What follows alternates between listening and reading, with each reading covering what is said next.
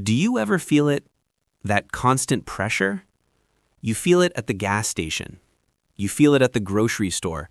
You feel it when you open your heating bill. They tell you it's for a good cause. They say it's a sacrifice we all have to make to save the planet. But what if I told you that's not the whole story? You are paying a tax that is designed to fail. Today, we expose the carbon tax for what it really is, the single biggest wealth transfer, from you to them. Here's the story they told us. It sounded simple.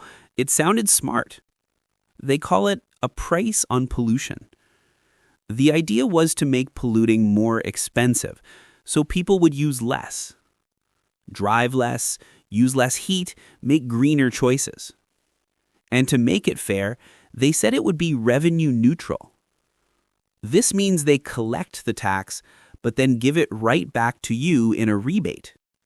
They claimed that for most families, the rebate would be bigger than what they paid in tax. You'd actually make money from it. Think about that. A tax that saves the planet and puts money in your pocket? It sounded too good to be true. And it is. It's an illusion, a shell game played with your money. Because the tax you see at the pump is just the beginning.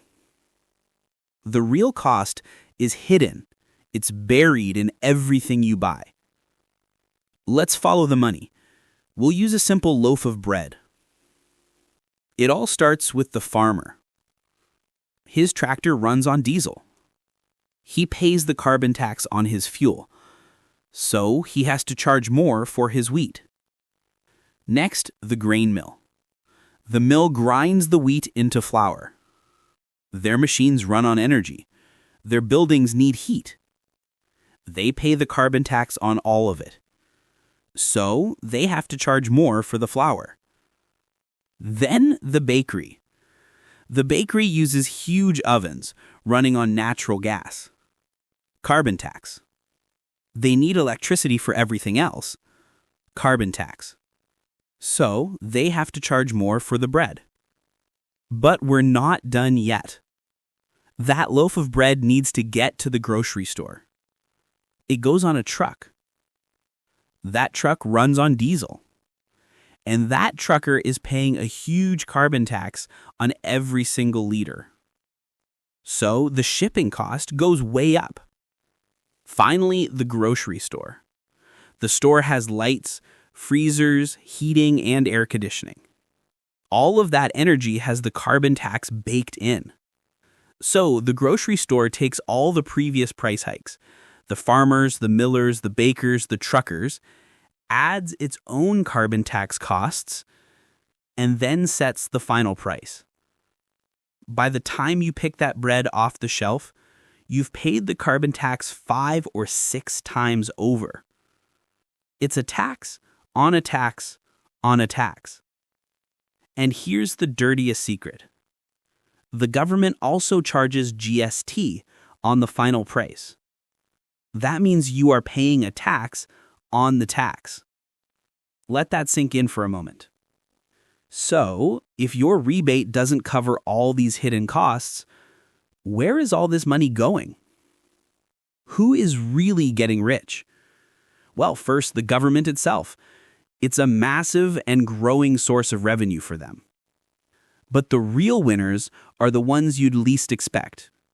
While you and your local small businesses pay the full price, many of the country's biggest polluters get a special deal.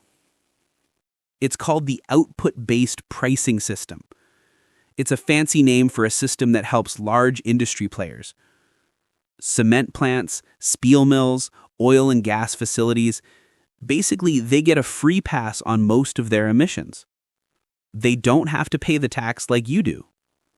And get this, if they pollute less than their generous limit, they can earn credits. They can then sell those credits to other companies for a profit. So let's be clear, you pay more for everything so that the country's biggest polluters can get a special deal. It's a system that punishes regular people and rewards the powerful. Okay, so it's expensive and it feels unfair. But maybe, just maybe, it's worth it if it saves the planet. Right? The answer is a clear no. Canada produces about 1.5% of global emissions. 1.5%. If Canada's entire economy shut down tomorrow, the effect on the global climate would be almost zero. Meanwhile, countries like China are building hundreds of new coal plants. They have no carbon tax. Their emissions are growing every year. And our policy actually makes things worse. It creates a problem called carbon leakage. Here's how it works. A factory in Canada gets taxed so much that it can't compete. So it shuts down and moves to a country with no carbon tax. What's the result? We lose the jobs, we lose the business, and global emissions don't go down, they might even go up, because now we have to ship those products back here. It's a policy that does nothing for the environment while hurting our own economy. So let's call this what it is. The carbon tax is not a serious environmental plan. It's a plan that makes your life more expensive. It punishes you while giving the biggest polluters a break. And it doesn't even work globally. You are not the problem. Heating your home is not a sin. Driving to work is not a sin. Wanting to feed your family is not a sin. You have been sold a lie, a story that blames you while picking your pocket. If this video made you think, if you believe this information needs to get out, then please join this conversation. The first step to fixing a problem is to see it clearly. Subscribe to this channel. Share this video with your friends and family. Let's get the truth out, because the price of silence is one none of us can afford.